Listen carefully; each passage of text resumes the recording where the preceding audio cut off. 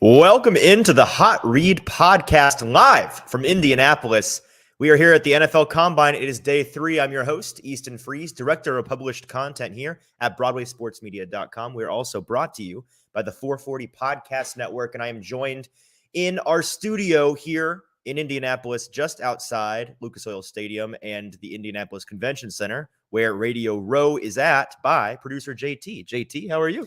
I'm fantastic. Another day almost in the books here, as we still have some of the testing drills going on, but we thought we'd dip out of there to come do our show a little bit early, get our thoughts in order. And it was the first day of drills for defensive linemen and edge players and linebackers. Yep, they got us kicked off with the physical activities inside Lucas Oil, the part of the combine that you think of when you think about the combine.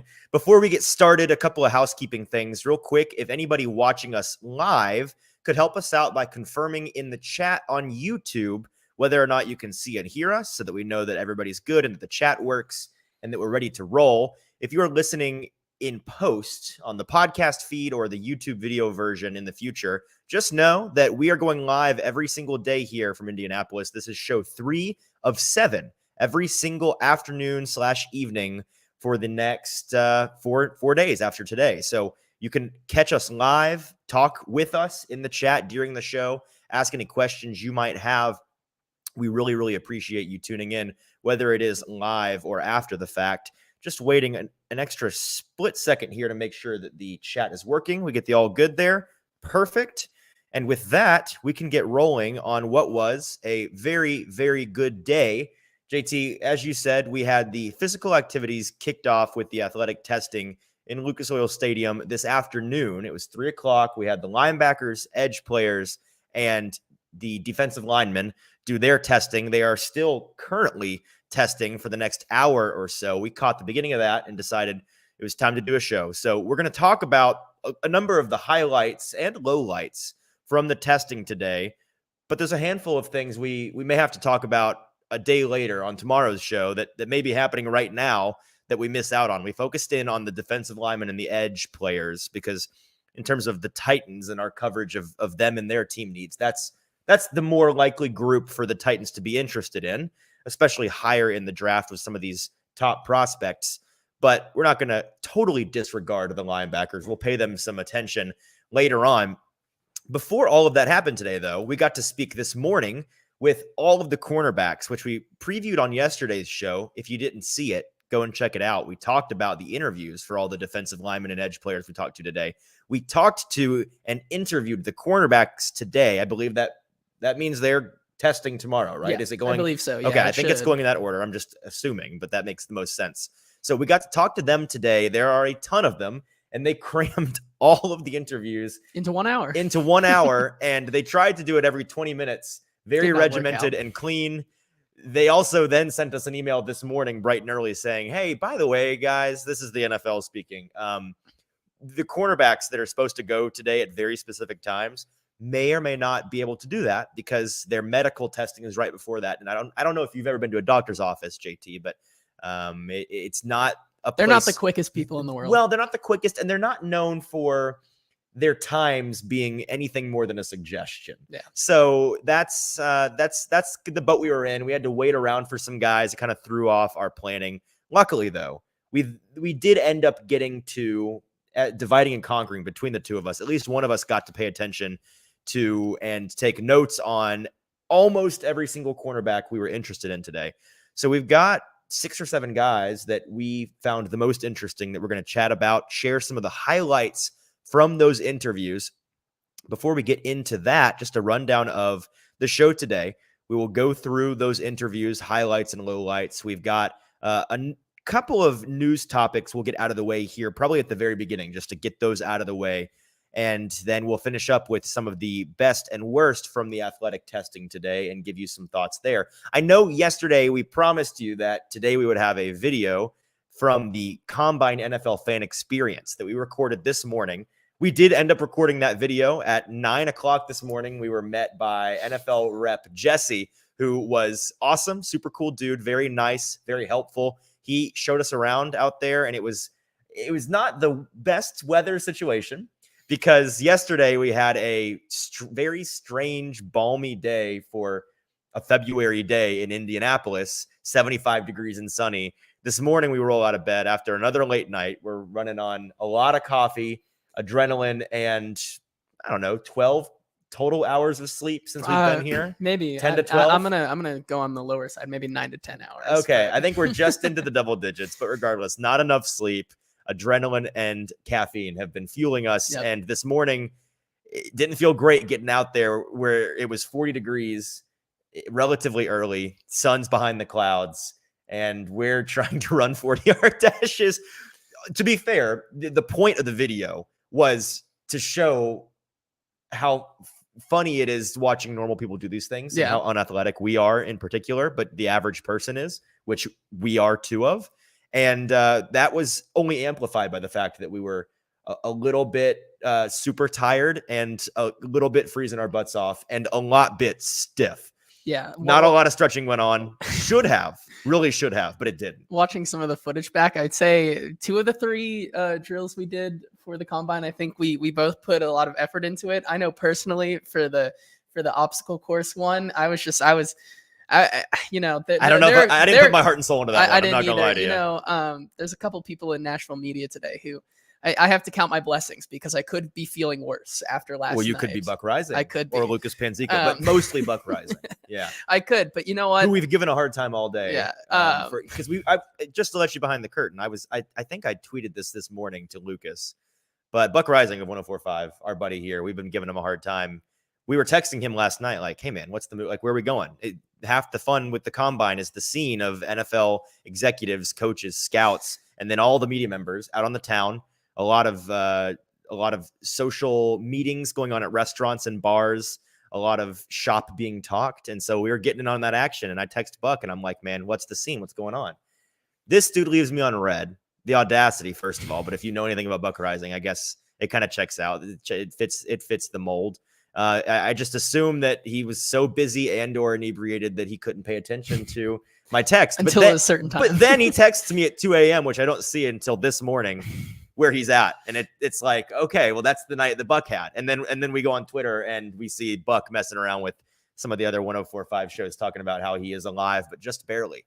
So, and it's really funny because we could have had a worse night. I guess is the moral of the story. It was really funny because the bar that we left, the last one that we went to last night, he showed up there 15 minutes later. I know, we've just missed him. Just missed him. Regardless. So, I mean, Buck, we will find you before the week's over. It's a good thing and a bad thing. Don't you worry. Right? Or maybe you should worry because we're going to find you. Yeah. But all of this is a segue off the fact of the matter here with our video from the morning. Yeah. We promised it to you today. You may still get it today, but not in this show. It's either going to be out tonight or tomorrow morning. Yeah. We will for sure play parts of it, some highlights on the show tomorrow. I promise you it's very funny and you will enjoy it. But we are officially 10 minutes into this. We've vamped long enough trying to get folks in here.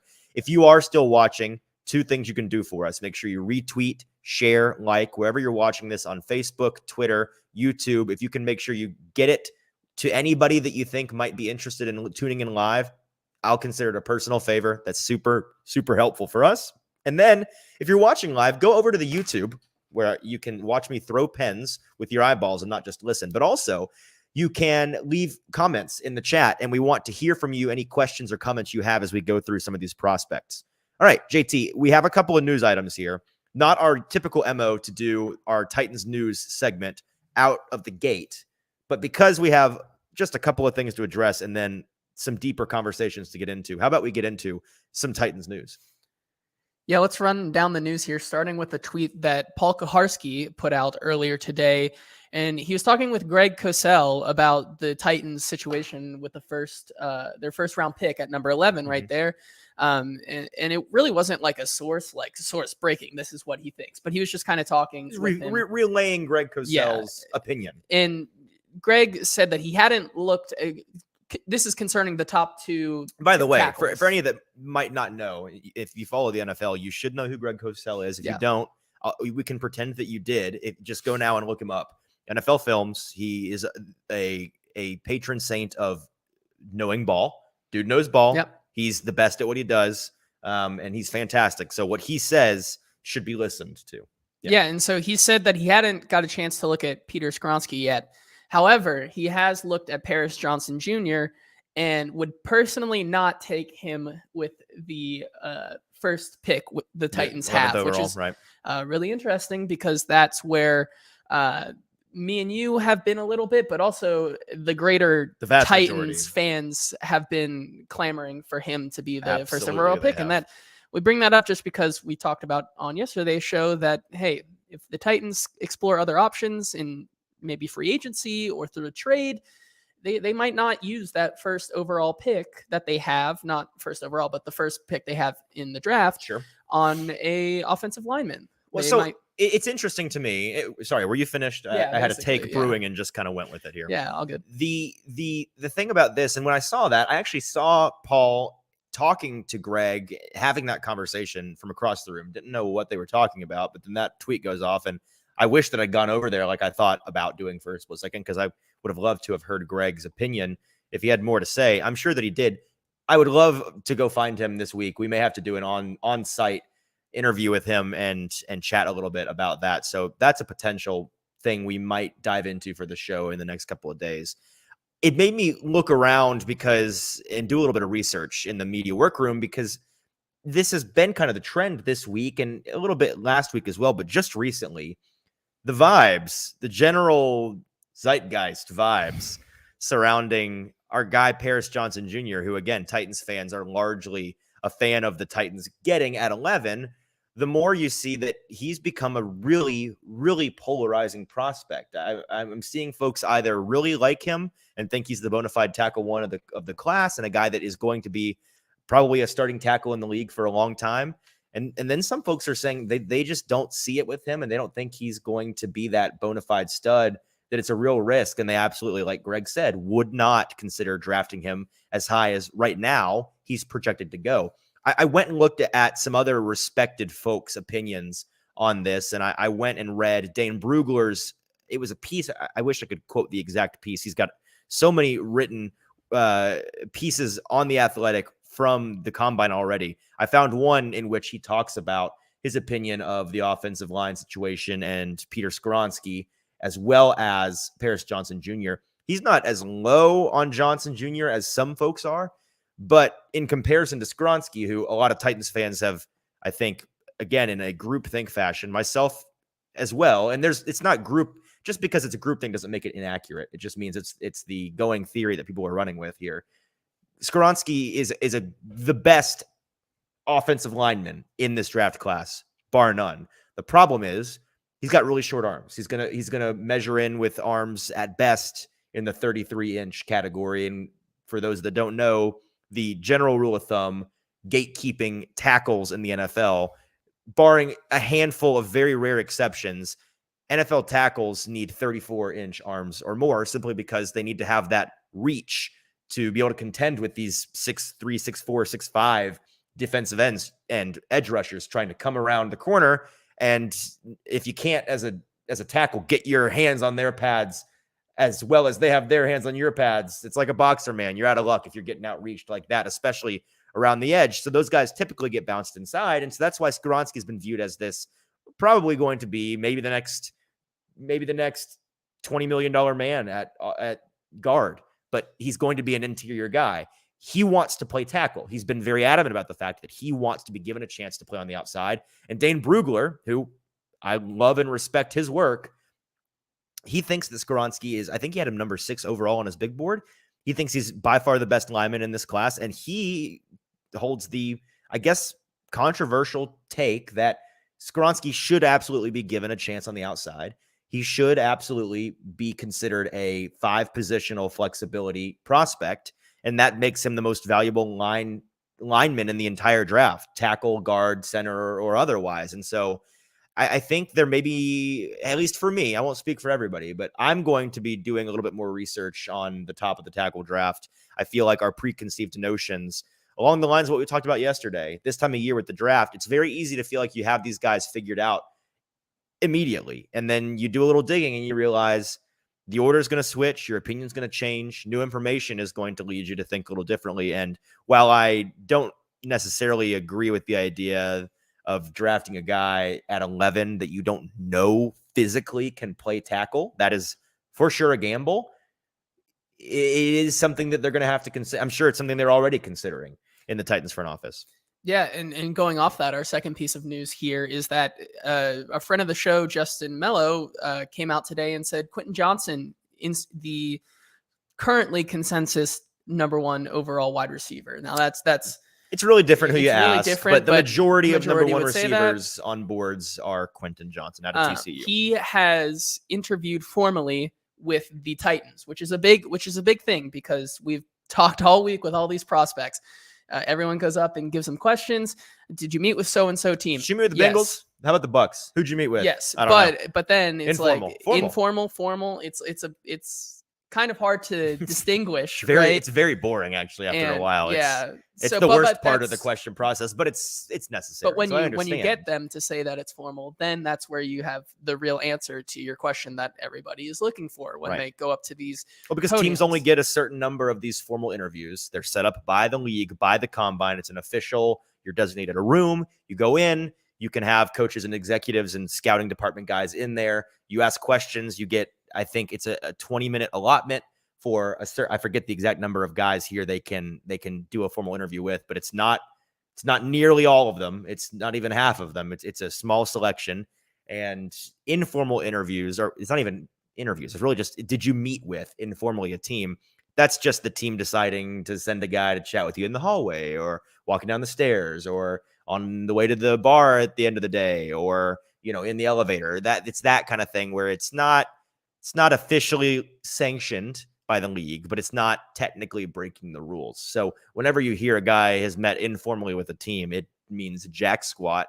When you hear that they met formally with a team, it still doesn't mean a whole lot, but it does mean the team, especially this time of year, this early, they've got some preliminary interest in a guy, which means your ears should perk up a little bit. And there is going to be, over the rest of the week, slowly cobble together the puzzle pieces of this formal meetings list for each team, which we'll be focusing on who's formally met with the Titans.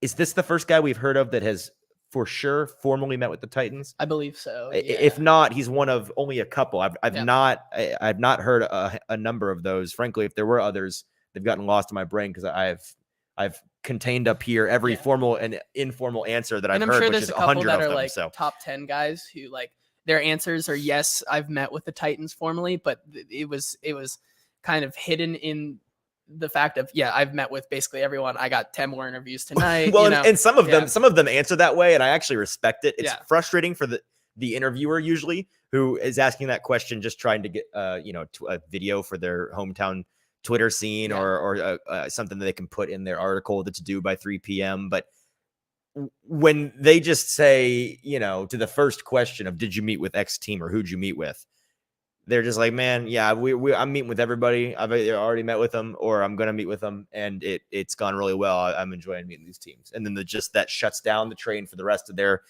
I'm a fan of that. We've gotten a couple of those from usually the bigger prospects. Yeah. Most notably like Lucas Van Ness and some of those guys yesterday. Yep. However, that's kind of our Titans specific news that we had today regarding the first overall pick. So more and more as the combine comes down, it looks like that the Titans will be exploring all options for their pick at number 11. They will be. And before we leave that topic, I'll say if anybody is watching us live, if you would mind maybe commenting your opinion on this. It seems like the consensus, again, has been for a long time that Skoronski, it shouldn't be considered as a tackle option for the Titans. The arms are just too small. It should be Paris Johnson. We want to hear your thoughts. So leave in the comments over at Broadway Sports Media's YouTube page. You can find this live stream in the comments of this live stream. We can chat back and forth with you. So I'm curious, if you're listening live, what is your opinion on the Paris Johnson Jr. versus Peter Skoronski debate? We'll continue to talk about that. And if we get any responses throughout the show, we'd be happy to talk with you about that. Let's move on now. I think we can officially move into talking about these cornerback prospects that we got to meet with today, that we got to talk to. Overall, a hectic period of the day, but a really good one. I enjoyed it. It went really well. The folks that you focused on mainly were, let's see here. You spoke with Christian Gonzalez. We basically we got most of the top 10, maybe fringe third, fourth round guys, but most of them are going to climb up boards and end up in that second or third round conversation. I think the only two that we really didn't get to that we wanted to was Ringo, Ringo, Devin Witherspoon, who didn't have any availability at all. He was like 15 minutes late to his spot and then he stayed around for 4 minutes and then dipped late and then decided he was going to leave at his allotted time to leave. So fair enough. And then Joey Porter Jr., just because we were at other ones getting good content there and there was already a sea of people, but it wasn't really going to change what a lot. I think we already knew who those, at least Devin Witherspoon and Joey Porter Jr. especially, we already know kind of who those guys are. Right. And there really isn't anything there that would have been too game changing, I think. But besides that, everybody else we kind of talked to today that we wanted to talk to. We did. And our focus was on guys that, like you said, are in that top 10 that the Titans, if they were to go with a non-offensive lineman at 11, could be considering. And then we were focusing mainly on guys in the 40s, 50s, 60s, like we talked about yesterday. Guys, and there were a couple more like in the they may go in the 90s, they may go early day 3, but mostly it's guys that the Titans could consider getting in the second or the third round. And before we talk about the individuals, I will say the prospect of the Titans drafting a cornerback in the second round at what do we decide it would be for the 42nd pick? Yeah, at the 42nd pick. I heard from a couple of people on Twitter today, and this is another great topic for us to chat with you all listening. So if you're watching live, I want to hear your opinions on this in the chat, again, over at Broadway Sports Media's YouTube page. You can find the live stream. I want to hear your thoughts and chat a little bit about whether or not you'd be supportive of the Titans considering a cornerback there at 42 overall. The responses I got from Twitter, which there were only a couple of them, but they were all unanimously against the idea of spending one of the Titans' 2 day 3 picks on a cornerback, which I found strange. But the rationale was basically that this team needs a lot. And of all of the different position groups, the cornerback group is, I think, by far the youngest, if I'm not forgetting a position group. And they're definitely the group that has had the most capital invested in them in the last 2, 3, 4 drafts. And because of that, I think with some higher draft picks in Caleb Farley, who's not worked out, Christian Fulton, Roger McCreary, that's kind of been the trend, and it's been some mixed results for sure. And because of that, I think fans are more interested in getting guys from the draft that are at other positions. But I don't think that that's necessarily the right perspective to have, because simply put, cornerback may be the position above all other positions that every single GM is looking to draft every single year. And that's really without fail, because the cornerback position is a really tough one. It is super, super inconsistent year to year. It's very hard to predict success, and guys go up and down. It's not like a lot of positions where you come in as a rookie, your first year or two, you're pretty bad, and then you reach your prime, you're a stud athletically on the field. You go pretty consistently for 5, 6, 7, 10 years, and then you start to fall off. And it's this perfect arc of your storyline that is the NFL career, and then you ride off into the sunset. Whereas cornerbacks, more often than not, will have years where, Jalen Ramsey is the best cornerback in the game. Oh, he fell off. He's out of his prime. Oh, look at that. Then the next year he's good again. It is so scheme dependent. It is so fit dependent. It is so situation dependent. It is really difficult, is my point. And because of that, it means there's a lot of turnover in the league, and you have guys that, because it's such a difficult position, and it really does take freaky athletes. I mean, there's an argument to be made outside of quarterback, and maybe even equal to or above quarterback. Cornerback has long been considered one of, if not the toughest position on the field to play, because you got to be sharp mentally and physically. You have to be in the peak of your prime athlete, or else you can't hang unless you're a real outlier. But how many 30-plus-year-old cornerbacks do you know that are still studs? Not a lot. Stephon Gilmore, yeah. And that's, again, inconsistent. Like that. That is the nature of the position. So because of that, teams really have to go and get a guy every single year in the draft, at least one, if not more. Oftentimes you see teams draft a second and a seventh, they take a flyer or two. The idea that the Titans would get a guy this year in particular at 42 at cornerback, not only would it make sense in any year because I'm not ever surprised when a team drafts a cornerback, but I think it would make particular sense, JT, and tell me if you disagree. This year, the top of the second round, the beginning of day 2, the value at the cornerback position is going to be higher, I think, than any other position group just because of how deep this class is and because of how many other positions, because of positional value, may go in the first round instead of cornerback, leaving a crop of like maybe 10 to 12 bona fide starting cornerbacks available for you in the second round. And I think it's going to be a run on the position. That's what I was about to say. I think if you see a run on cornerback, you're going to see it in the early second round. We're going to see a lot of people probably moving around, trading up, trading down in that first couple of picks in the second round there, just because there are so many guys and just like not all of them can go in the first round. Right. Listen to this. On the consensus big board at NFL mock draft database, the consensus board we reference, you've got the top 3 guys who are pretty solidified into that top 3. Devin Witherspoon out of Illinois, Christian Gonzalez out of Oregon, and Joey Porter Jr. out of Penn State. All 3 of those guys are going to go top 10, top 15, unless something happens and one happens to slip. But those are the guys that are for sure going in the first round. They may all go in the top 10. Then after that, you have 1, 2, 3, 4, 5, 6, 7, 8, 9, 10, 11, 12 cornerbacks that are on the consensus board between the 24th overall guy and the 100th overall guy. They are in the double digits between 25 and 99. And how many did I just say? 1, 2, 3, 12. 4, 5. Yeah, 12. 12 guys between 24 and 99. Cam Smith at 24. Keely Ringo at 25. Devonta Banks at 33. Emmanuel Forbes at 36. Clark Phillips III at 42. Tyreek Stevenson at 59.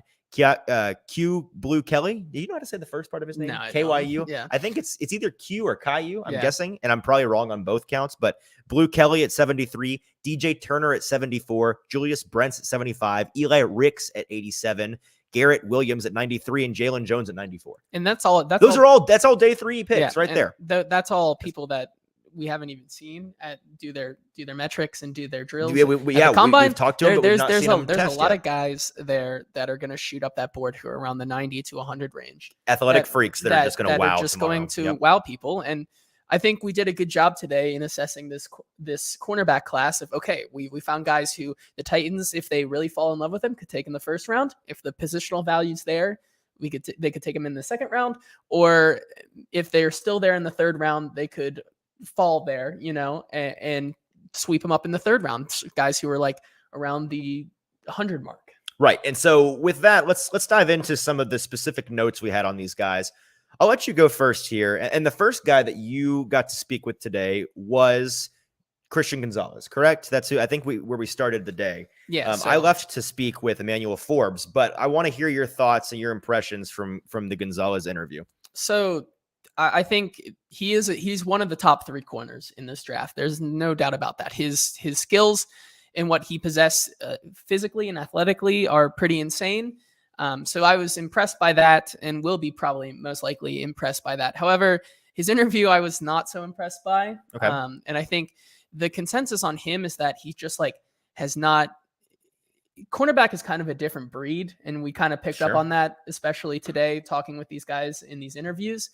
There's kind of this extra gear or drive when it comes to the cornerback position. And I think that the position itself just lends it to that you have to be. Oh, you got a chip on your shoulder, constantly working, grind mentality, dog mentality. Like that's the culture. It's like the Denny Carter tweet where it's like every quarterback tweet is, I love my teammates. Every tight end tweet is derp. Every running back tweet is, we won, let's go. And then every wide receiver tweet is, the enemy speaks softly and carries a knife. And like that there's a vibe to each position, and the defensive back vibe is a very defined one. Yeah, and it's not like he wasn't like it wasn't bad per se. It's just like I didn't see the mentality that I want to separate myself from the top of this class, which I know he can do. He has a lot of confidence at the position. And I think personally, from a scheme fit, he would be great at the 11th pick for the Titans overall. But personally, I wasn't picking up that he would be a great fit for the culture of the Titans. Okay. Yeah. I mean, from a prospect standpoint, he's a stud. He's got it all. He's 6'2", 201, really fantastic build for a corner. Spent 4 years playing college. No, excuse me, 3 years in college. A couple of years at Colorado before he transferred to Oregon last year, and had a really fantastic season. His final year at Colorado in 2021, PFF grade of 71.2. Last year, a PFF grade of 81.2, a full 10 points better, and almost played the same number of snaps. So maintained the level of play despite increasing his production, or increasing his snap count rather. Crazy movement skills, for his size in particular. He's got fantastic control. That's basically the scouting report on him, is that he's got ungodly levels of control despite being a big lanky corner. He's really super athletic, pushing that athleticism pretty much to the extent of what are possible.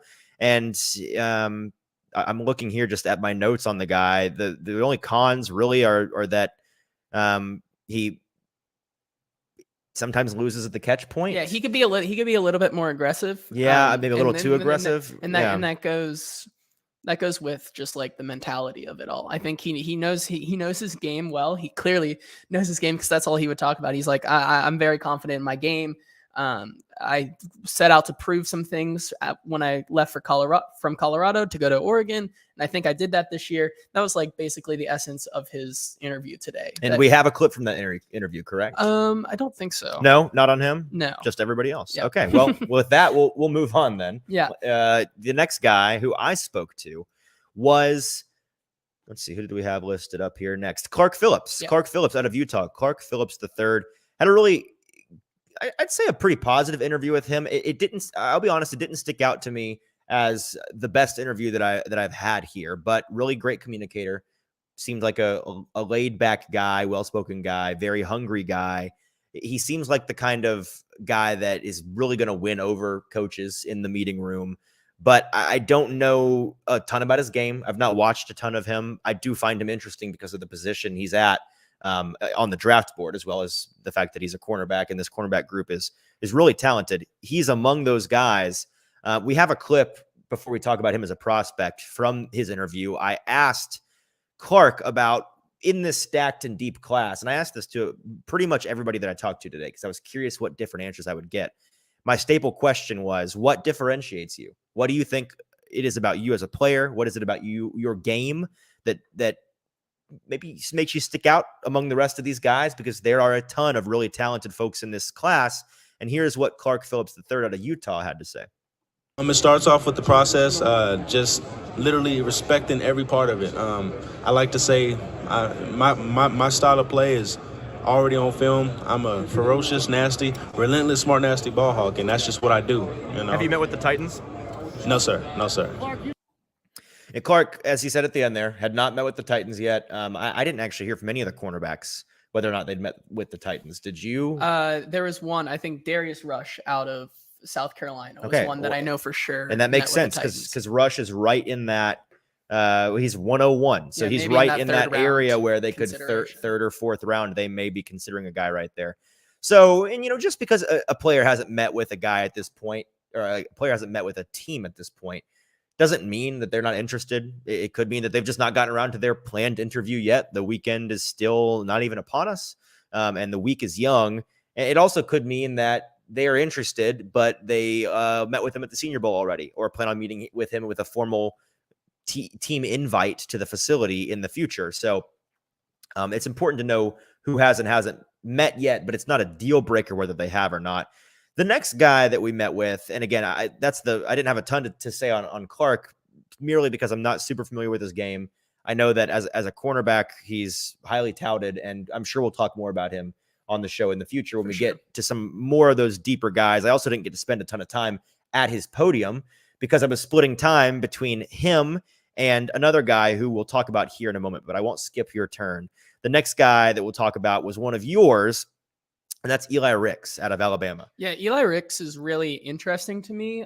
He started for 2 years at Alabama, and in his freshman, or maybe he redshirted a year. I'm not entirely sure about that. Here. But in his first year at LSU, he was very, very good. And his second year, he kind of stayed a little bit consistent with that. Maybe fell off just a little bit.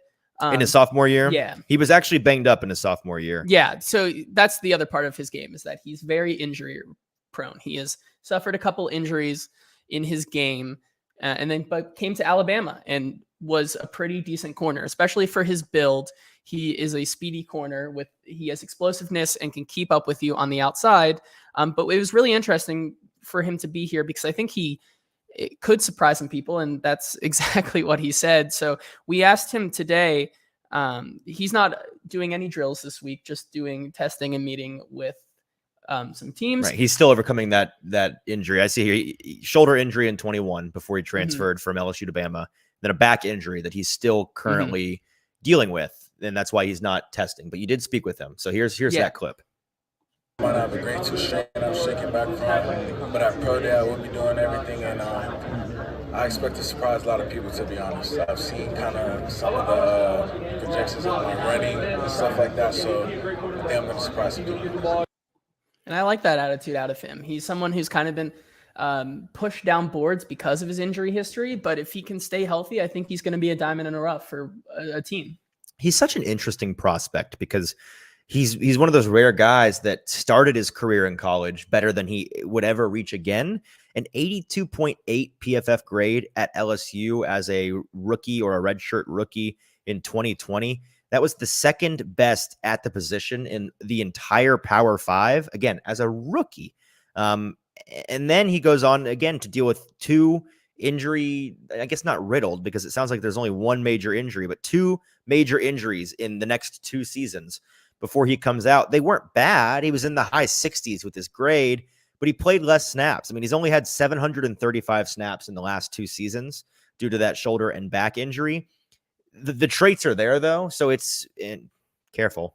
Could be a little bit of Caleb Farley situation here, not to the same extent. He didn't have his back fused or vertebra poked and prodded, but he has had 2 significant injuries in 2 years. Not great for a guy that is a junior coming out of college and has not played a ton of football in the last 2 years compared to some of his fellow cornerback prospects. He is crazy long, and he's got a really nice build for a cornerback. You can basically just create a cornerback in Madden, and that's what this guy looks like. Super fluid for a taller guy. Another thing that, like Christian Gonzalez, is a plus for him. And he's got a real feel for the route running guys do, anticipating those things, making the right adjustment to be at the place of the ball, even when the scheme offensively is designed to make that guy open. It's supposed to be an easy dump off. Guys like Eli Ricks have been known throughout his career for being there, surprising the quarterback and disrupting the ball. So it's a really difficult prospect, in my opinion, to evaluate because of the injury history and because he's not played a ton of football recently. But the high end that he demonstrated in 2020 with LSU and the spurts of high end play that we saw at Alabama in the last 2 seasons make you consider him pretty significantly. He'll probably end up going on day 2. I'd be shocked if he didn't. There would have probably been a medical situation there that we're not privy to, but he'll go 2nd or 3rd round, and some team will have a high risk, high reward prospect in Eli Ricks out of Alabama. Ready to move on? Yeah. All right. The next guy that we talked to, this was my guy, and this was the guy I was going to say he's my favorite, but the third guy that I spoke to, I really liked both of these guys. Mm-hmm. And if the Titans were to consider either of them, I would be pretty ecstatic. The first one was Emmanuel Forbes out of Mississippi State. Forbes is, I do have a number of thoughts on him as a prospect, but I also have a number of videos that I think are worth showing. So let's start with those. The first video is the same question I asked everybody. How do you differentiate yourself in a really stacked cornerback class? Here is what Emmanuel Forbes from Mississippi State had to say. Of cornerbacks in this draft, really deep. Wrong one. Different clip. I'm a fast, physical corner for my size, and I like to create turnovers, and I do my job really well. That wasn't the clip either, but Really? but I'll just talk about that one because that was Okay. essentially the same thing. That was him explaining his style of play. It was him talking about how he's a fast and physical corner, and that was the game that was the way that he described his game, which is part of the question. The other part of the question that he answered is in the third clip. Third door's the charm here. Is there not a third? Have we lost that third video? We might have. Let me make sure. Is it not this one right here? When you study. Oh, I do not. He created a lot of turnovers, but No, it's not that one. Okay, well, are we? Let me look. This is important to me that we have these videos in here. How does that affect your mindset on the football field? it doesn't play totally two different types of like corner positions. Let's see. We're having fun here. Yeah, We this have is fun. what happens when you go live. Stuff You I've have to- done in 3 years, having nobody. Here we go. Found it. Okay. Okay. You ready? Yeah, we're ready. So here's his answer finally to the question: how do you differentiate yourself in a stacked cornerback class? Here's Emmanuel Forbes. Up, and I'm just production. My stuff I've done in 3 years, having nobody else put those numbers up, and I'm just show them tomorrow that I can run. Have you met with the Titans? No, haven't. All right, JT, go ahead and play that last one. This last clip, I said go ahead and play it. I got to explain. The last clip, and this one I found pretty interesting, his response. I asked him if there's a main criticism of him from the draft community or from coaches, and that's how I phrased it. If you were meeting with some of these teams and one of the coaches brought up the question of why don't you have as much ball skills as some of these other players? Why have you not produced in a way that creates turnovers, disrupts the ball, tips it away? The ball skills are a little lacking with Forbes. Here was his answer. You study. Oh, I do not. He created a lot of turnovers, but This one. I'm a fast, physical corner.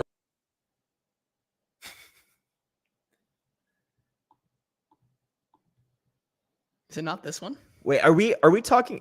This is rough. This is rough. I met so many cornerbacks today. I think that's actually Tyreek Stevenson. Yeah. Not Emmanuel Forbes. Oh, I That's do. where we're confused. That's where we're confused. Okay, so sorry for those watching live. We got these guys mixed up. We've got the right film here. Bingo, that's the one. So that's Tyreek Stevenson, who, spoiler, was my second favorite guy Yeah. of the day. But this is what happens when you meet 300 prospects. Names and faces you sometimes switch up, and I 'Cause I switched think these twos up. yeah, so I apologize to both I think guys, what you but did we is got you it clear took, now. you took the things for Tyreek Stevenson that you put in your notes there, and you switched the two players. Is what you did. I totally did, didn't I? Yeah. That's why I'm so confused. It's not my fault, people. I have the wrong notes for the wrong People, players. this is All right, not well, my fault. while JT plays these clips from Emmanuel Forbes, cornerback Yeah. from Mississippi State, I promise, not the guy we just showed you. That guy's Tyreek Stevenson, cornerback from Miami. Emmanuel Forbes, 3 videos, and these were the questions that we asked him. I'll correct my notes while we're watching those. Yeah, we played the first one. That first one was correct. But that we one was can- correct. we Okay, can- we'll just play them again since we have some people in here. Okay. So this is Emmanuel Forbes talking to Easton. that's Tyreek Stevenson. No, this is Tyreek Stevenson. I promise. stacked group of cornerbacks. They have name cards for a reason. I know, but they were cropped out of the video. What is the first one? Do you have it? Yeah. Okay, he has it. We have too many videos. Yeah. JT, here's the first question. My stuff I've done in 3 years, having nobody else put those numbers up, and I'm just show them tomorrow that I can run. Have you met with the Titans? No, haven't. Okay, so now that we've got that fiasco out The of the way. second video here, I- someone asked him about his game and if it relates to another cornerback here in Yes. Trayvon Diggs. So He's just been to finalize the confusion here, I was right. This is in fact Emmanuel Forbes. I Yeah. confused myself thinking that I'd mix the guys up. I hadn't. So the only guy we've shown you so far is Emmanuel Forbes, not Tyreek Stevenson. We just got Yes. the videos mixed up. All right, so that was how he describes himself and how he thinks he's distinguishing himself from the rest of the field. Wow, we are having a Thursday at the NFL draft. Can you tell we are tired? But we're going to keep trucking along NFL here. Combine, by the way. You said NFL draft. It's the combine for the draft. It's close enough. The next video is him responding to a question. It wasn't from me, but he has been compared to Trayvon Diggs by a number of people Mhm. because of the style of play, kind of a former wide receiver style of play, in the way that he's going for broke sometimes, and that means he can get burnt at times. It does mean that he is high risk, high reward. The rewards, fans naturally don't put up a fight about. It's the risks that they have issues with, and that's the case with both of these guys. Trayvon Diggs, a controversial cornerback in the NFL for the Cowboys. This is the answer, more of a deflection. Hey, don't compare me to this guy. Answer from Emmanuel Forbes being compared to Trayvon Diggs. When you study? Oh, I do not. He created a lot of turnovers, but we played totally two different types of corner position, and I like to create turnovers just like him. Yeah. So Key and Peele anger translation of that is, please, I'm begging you, don't compare me to that guy. He's not a good cornerback. He's like, yes, I create turnovers. Yes, but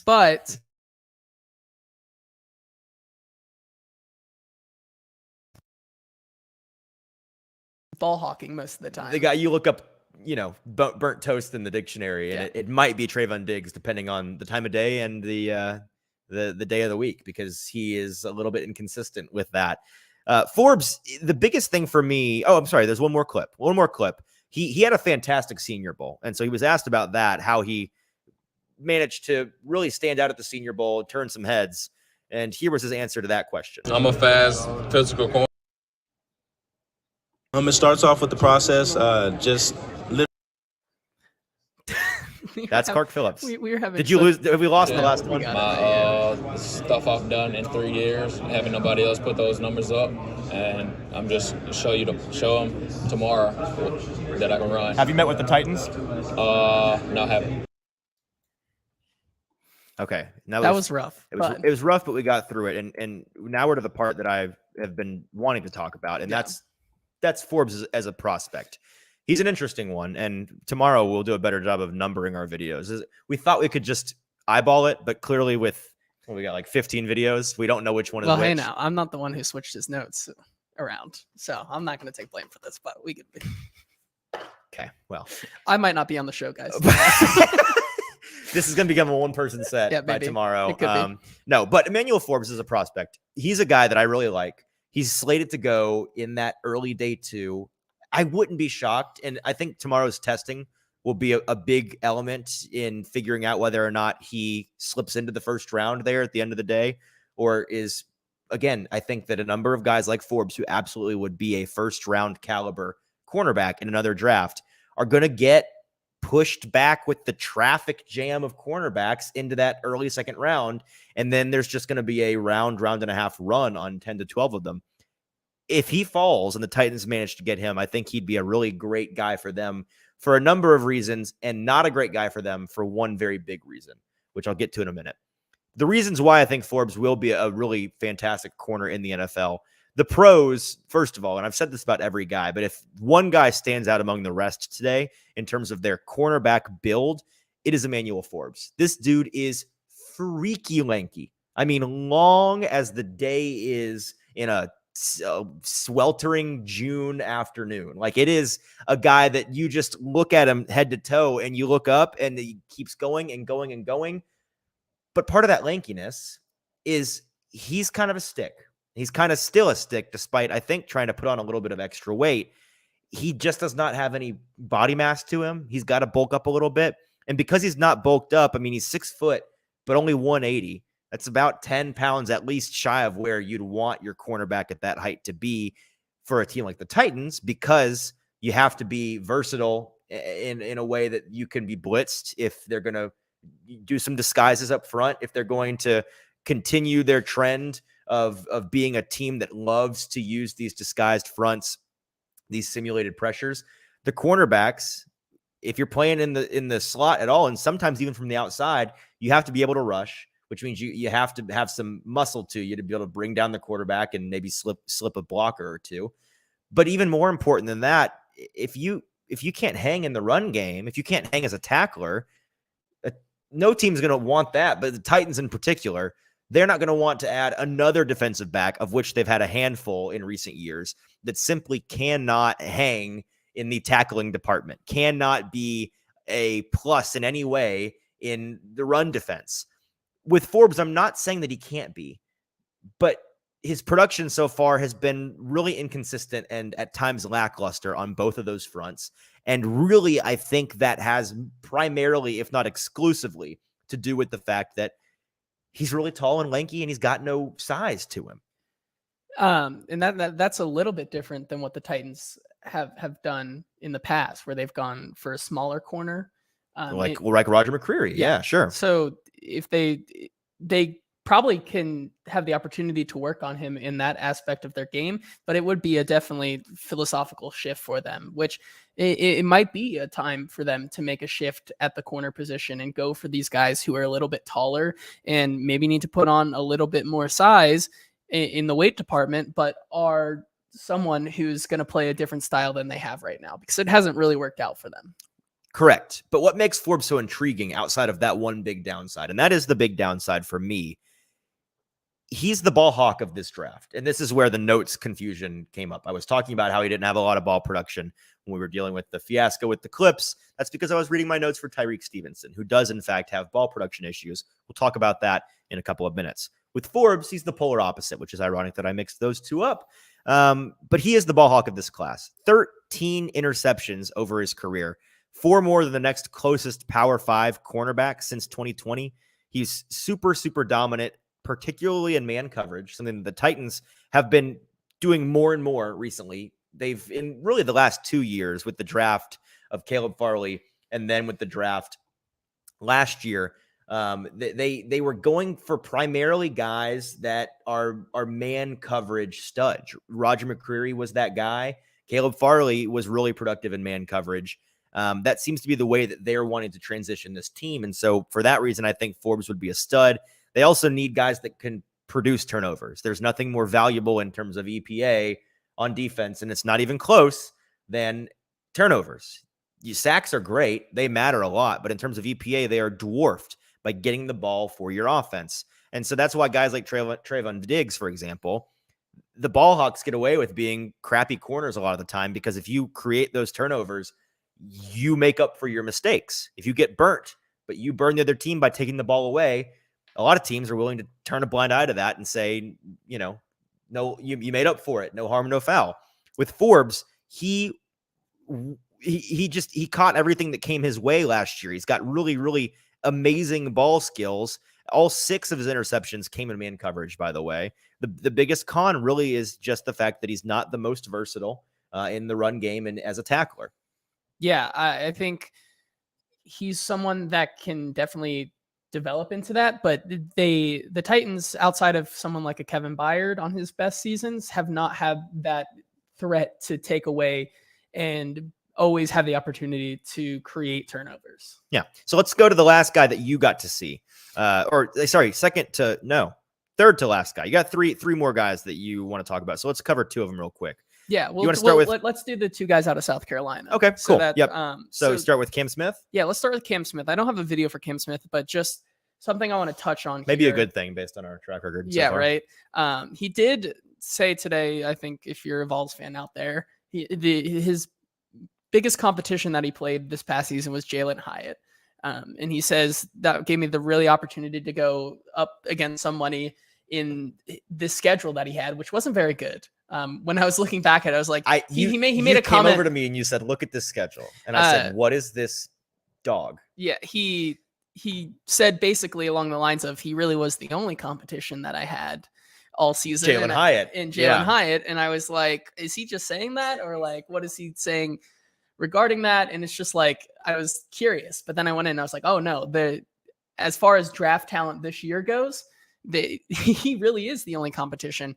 But the big thing about Cam Smith is that he could go as far as the 22nd overall pick on some big boards, super wide range, and definitely fall as far as 56 to 60 range. And it's because he's probably you said earlier, cornerback takes knowledge of the game and then the physical ability, peak physical athleticism. Yep. Cam Smith is the best cornerback in this class when it comes to smarts. He sees the game like no other cornerback is going to see. Like a quarterback of the defense, really, is the way that really I've heard multiple people describe him. However, the traits are just not, he's around an average size for a corner, so nothing really stands out there. It's just the traits that he had in what he showed in his college career were not anything to write home about. So he beats you by knowing the game rather than physical ability.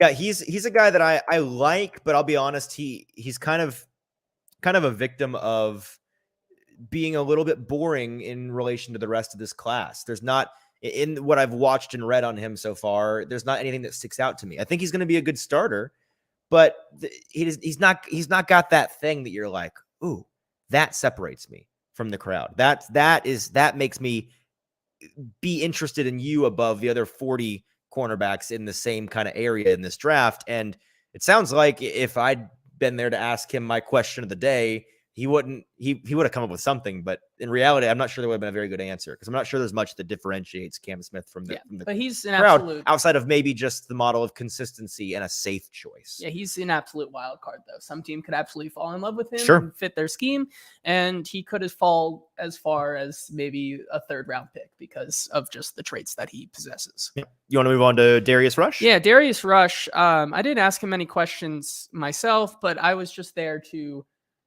just listen because I think both of these prospects out of South Carolina are pretty interesting this season. And one that I got from Lucas Panzica, he posted this on Twitter earlier that I thought was really interesting is someone asked Darius Rush what his best part of his game this past season was and like where he excelled, and it's a really fascinating game. So I would say probably my special teams, honestly. Really? Yes, definitely. Because like I started, so after the switch in 2019, I made plays on special teams, so that's why I started. So you always remember where you come from. So I came from special teams. I embody special teams, honestly. And I just use that as my motivation is, okay, once you get your special teams, get the defense. So 2019, played a little bit of special teams. 2020, started on all 4 phases. Then 21 and 22 became a starter, but I'm still playing on special teams. So I'll say special teams really played a big role in part of my game because there's so many aspects that you can do on special teams, and then the different technique that you also have on special team that correlates to defense as well. Special teams, you say? In my notes here, I wrote wee woo perfect Titan alert because who did the Titans not love more than making their draft picks put the rookies on the line and make them run down there, baby. It's special teams time. That's really all I had to say about him. I think he's kind of the exact opposite of Cam Smith in which he has better traits, but his skill and his knowledge of the game is not like on his level. So they're 2 very different corners. I just think currently he's sitting around the 101 pick on the consensus board. Could be there on the 3rd round for the Titans. Right. The last guy that I spoke to today, and we've got 2 more, one from me, one from JT. It's Tyreek Stevenson out of Miami, who I'm so annoyed that I flubbed this up earlier, because I really, really, really loved Tyreek Stevenson today, and I enjoyed his answers. And you're going to get a little bit extra than you bargained for because we've already played one of them on accident. We'll play it again. But with Stevenson, I asked him once again, this is the first video, I'm pretty sure. He was asked by me, what makes him different? How does he differentiate himself from the stacked class? Stacked group of cornerbacks in this draft, really deep group. How do you differentiate yourself? What do you think your game, how does your game separate you from the others? I feel like a lot of talented people here, just like you said, a lot of talented group, a lot of CBs in this group. Just me, I just feel like I'm a dog, and I feel like I could, present myself at any position in the back end, any corner, any side, any safeties, and eventually nickel, or if you need me to, I'll slide in the box and play linebacker. So I feel like I'm just, be able to play any position. The next question I had for him was along the lines of the criticism that I accidentally laid out earlier. But the criticism for him has been, and I think is from what I've seen at least, the ball tracking just isn't, it ain't there for him. He doesn't have that skill like the other guys do. And he also doesn't really have the ball skills that other corners have. His ability to, just the ball production, you would have liked a little bit more. And so I asked him if you were to field the criticism of which is pro move, by the way. Don't criticize a player at the podium. Say, if you were criticized in this way, what would you say? What would your response be? And that's what I asked. If I were to say your ball production is lacking, how would you respond? Here's what he had to say. The ball, eventually finds you as a cornerback, and I have to do a better job on my ball catching skills. But at the same time, I'm doing my job. We want the ball, but at the same time, we get paid to deflect the ball as much. So. The last clip from him is a clip of Tyreek Stevenson talking about the fantastic year that he had at the Senior Bowl and how he managed to put up such an impressive performance.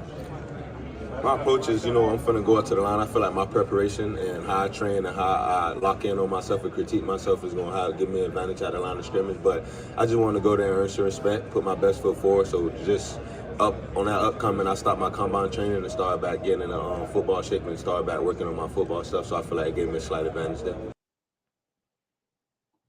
The thing about Stevenson that I really like, and he's an interesting evaluation as well because his history is a little bit muddled. There's some questions there that need answering, and it's the kind of thing that could mean the difference, and we may never know the answer to some of these questions. In fact, we won't know the answer to some of these questions. But the things that he talks to coaches and GMs behind closed doors about in terms of his history and the way that they evaluate his answer on those questions will mean a lot for whether or not he goes at the beginning of the second round or the beginning to the middle of the fourth round. Like, it's pretty wide, the range of outcomes, I think, even though most have him in that firm second, maybe third round area. There's a chance that his history turns some people off. And I guess I'll start there because I'm already halfway down the road. Stevenson, it's not, I don't mean to insinuate he's a bad guy or has a rough history, but from a competitor's standpoint, there's some questions as to whether or not he can hang with the big boys because he started out, spent 2 years with Georgia, and they were playing him mostly in the slot. He wanted to play outside, but he couldn't really hang outside. 2 lackluster years there after being a top 40 recruit in the 2019 class. Then he transferred to Miami, did 2 years there, even though he's listed as a junior. I'm assuming that's because of the COVID year. That 1 year wiped off the boards, added back the year of eligibility. So he's only played 3 tracked years of football by the NCAA, but 4 full seasons, 2 with Georgia, 2 with Miami. And in Miami, he's been fantastic. An 84.8 coverage grade is what he put up in 2021, which was second among ACC cornerbacks. In 2022, he had his best overall year in terms of a PFF grade, 76.7 on almost 600 snaps and almost 300 coverage snaps. He allowed just under 400 yards, just over 350 yards on those almost 300 coverage snaps, 17 receptions on 40 targets, 3 touchdowns and 2 interceptions for a 42.5% completion ranking. Completion percent, rather. Really, really good year for a guy that at 6 foot 214, entirely different from any other cornerback that we've talked to or about today. He is a different build. You can see it just in the video. He looks more like a guy like, you may cross his path and say, is that a wide receiver or is that a cornerback? Or maybe it's a safety. No, it's a cornerback. 214 at 6 foot is a thicker guy for a cornerback, but that stout build for a corner allows him to do, again, what we were critiquing other corners for. He can impose his will on guys in tackling, in defending against blocking, and being able to get after the passer as well as get after it in the run game from a defensive standpoint. So that build lends itself to the kind of guy that I think the Titans would be really interested in. It's 2 sides of the coin. I guess what I'm saying is if you could combine Tyreek Stevenson and Emmanuel Forbes, he'd be the perfect, he'd be exactly what the Titans are looking for. But if I had to pick which one they would prefer, just knowing the Titans, I think they would prefer Stevenson because he already can hang in the more physical elements of the sport. And this defense, if nothing else, is defined by their physicality. The last corner here that we talked to today was a pretty interesting one because he's lower on a lot of people's boards, and it's because of one reason. We're going to talk here about Travius Tomlinson, who is 122 on the consensus board, 122. by the way. So this is the lowest guy on the board that we've talked to today. But I think his stock can really rise for him. He was last season, he plays for TCU, and he won the Jim Thorpe Award this past season, which is given out for the best defensive back play in college football. So he does have that skill. The only problem really is that it's his build. He's 5'9" and 180, which is, if you're going to try to play the outside on a bigger receiver, it's just not going to work out well for you. No. And it was very apparent when he came to the podium that he looked a little different than everybody else. He was definitely the smallest, definitely the leanest of all of the corners out there. And that's probably why he's so low. He's just a concern for a couple of these teams to take him any higher than he is listed right now, because how is he going to fare against those big bodied receivers? It's tough, man. With that build, it is. What did you say exactly how tall and yeah, he's 5'9", 180. Yeah, 5'9", 180. I was about to say he's either 5'8" or 5'9". He's probably more on the 5'8" side, but 5'9", 180 for a cornerback in the NFL, it's definitely slot only. And he's going to be fighting for his life against some of these guys that, as we see wide receivers in the NFL increasingly be put on the inside, even though they are the Cooper Kupps and the DeAndre Hopkins of the world. Like they're putting these star guys in the slot to exploit guys like this, frankly. Yeah. It's really interesting because in his past season, he played wide and had his best PFF grade there, 78.3. That's just not something that's sustainable in going into the NFL. And he played only 29 snaps at the slot, but still had a very respectable grade of 77.7. So it's not like he can't do it. It's just going to be a lot more difficult for him. Yep. All right. Is that it? Yeah, that's it. All right. So those are the guys we talked to today. We have a couple more things to talk about before we get out of here. And those are the testing numbers that we got today from the edge, linebacker, and defensive linemen who, again, kicked off the athletic testing in Lucas Oil Stadium for the Combine. Really just a couple of tidbits to talk about here, that we had some impressors and at least one really underwhelming performance. But impressive was Northeastern edge. Adetomiwa, Adebaware. I'm going to get out the actual pronunciation guide. Is it Adebaware? I believe so. I can tell you for sure it is Adetomiwa Adibare. Yes, Adibare. So Adetomiwa put up a 4.5 flat 40, despite being 6'2", 280. It's just crazy, man. Ridiculous time for a guy that has skyrocketed up the consensus board. He's risen nearly 80 spots on the consensus board from the 1-teens to, let's see where he's all the way up to now. I think he's up to almost the first round. They've got him. Where is Adibariwa? Okay, maybe not quite that far. I think last time I checked, he was around the mid-70s. Mid-70s? Yeah. Okay. Yeah. So I had it wrong. He's climbed from the He's climbed from the 170s all the way to the 70s. Yeah. So not 80 spots climbing, 100 spots climbing. That's pretty significant for a guy that is, I think, going to continue to climb if he continues to test this well. But a 4.5, really the thing that stuck out was weight, 280. Yeah. 40, official, 4.5. He was flying out there. Man. He was flying. Another guy that was flying was Byron Young. This one, not the best time of the day, but a guy that sticks out for the Tennessee connection. Tennessee linebacker Byron Young, who we spoke to yesterday and spoke about a little bit, put up a 4.51 40.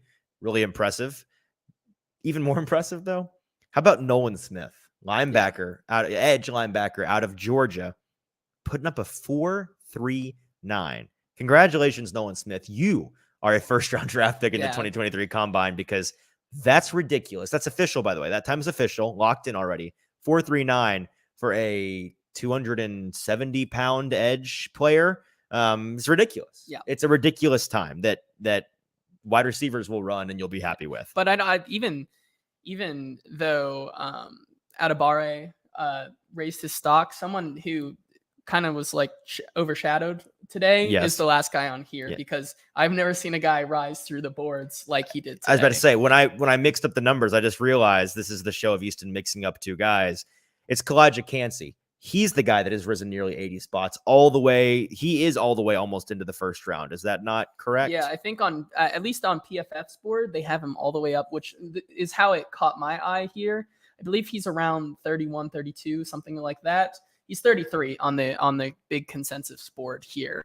But on PFF's board, he's around the 13th player overall, which is really interesting. And I was like, hey, we got to keep our eye on this guy, because if PFF likes him, he could rise even farther. There he is. I found him. Yeah. So he went to Pitt, defensive lineman, by the way. This is an edge player. Pitt defensive lineman, Kalijah Cansey, has risen the consensus board from the mid 1 teens all the way to 34th on the board. And it's because of his 40 time. It's because of that and a number of things. I mean, he's a traits guy that, as people realize, the production wasn't the greatest in college, but these traits are ridiculous. And it's the kind of thing that, and again, he was good at Pitt. He didn't have a bad season. He just didn't blow anybody away to the point that he was going to be, an early 100s overall pick. It's a good player, but a great player with the great traits who can run, again, Yeah, he ran a 4.67 40, 4.67 which 40. set the record for Defensive lineman since that has been held since, I believe, 2003, which was in the article. And he topped Aaron Donald's time of 4.68, which he posted in 2014. So fellow Pitt alumni there, just outdoing him barely. But he looked good in every single drill that he did. The pylon drill, everything out there. He was one of the guys who was always on his feet, not slipping a lot. He had that explosiveness, and he's going to go in the first round most likely. Yeah. A couple of other late breaking ones. And again, there's probably even more that we've missed that we'll talk about tomorrow. Nolan Smith. We already talked about Nolan Smith. I meant to say Jack Campbell. My boy. Different linebacker. Your guy, Jack Campbell, who we talked to and about on yesterday's show, out of Iowa, 10'8" broad jump, the 95th percentile. And he's going to be a guy that continues to rise up the boards. One more note is for Ivan Pace Jr. Random have not talked about Ivan Pace. I don't even know where on the consensus board he's slated to go, but he was one of the more disappointing folks at the testing today. The athletic testing numbers came out for him. 5'10.5" for Ivan Pace Jr., 231 pounds, and he's a linebacker, by the way. Arm length of 30 1/4, hand size of 9.5. But it's that 30 1/4 arm length that I want you to pay attention to, because this is a stat courtesy of our bud, Austin Gale, friend of the show, coincidentally, guy that we're going to, I think, link up for dinner with after this. So maybe we'll have him on the show again sometime soon this spring. Would love to have him back on. Austin Gale over at The Ringer, he tweeted out a couple of minutes ago that every off-ball linebacker with under 31-inch arms and 600-plus snaps played in a single season in the last 3 years. So basically, every off-ball linebacker with short arms that have played full, like they're actual starters. These are guys that can play and be reliable starters for you. David Long, know that guy. Eric Wilson, Troy Reeder, Landon Roberts, and Anthony Walker. Not Murderers Row. No. David Long Jr. is the kind of guy that is more of an outlier, and we've considered him such since he's been here. But it is that size. It's not just his arm length, but overall his smaller frame that leads to what is the number one problem we have with David Long Jr. And the reason that if he's not staying around, the reason the Titans don't pay him is because he's getting injured all the time. And size has something to do with your proclivity to be injured. That's something that these guys consider. The smaller guys, you wonder coming out, will they be able to hang up, or will they be able to hang, or will they have to hang it up because they can't stay healthy? So those are the folks that we had at the athletic testing so far today that stood out. Again, we'll have more to talk about, and I'm really, really looking forward to when we get to the quarterbacks and the wide receivers. I think our camera may have just gone, but I'm going to continue talking because I know you can still hear me.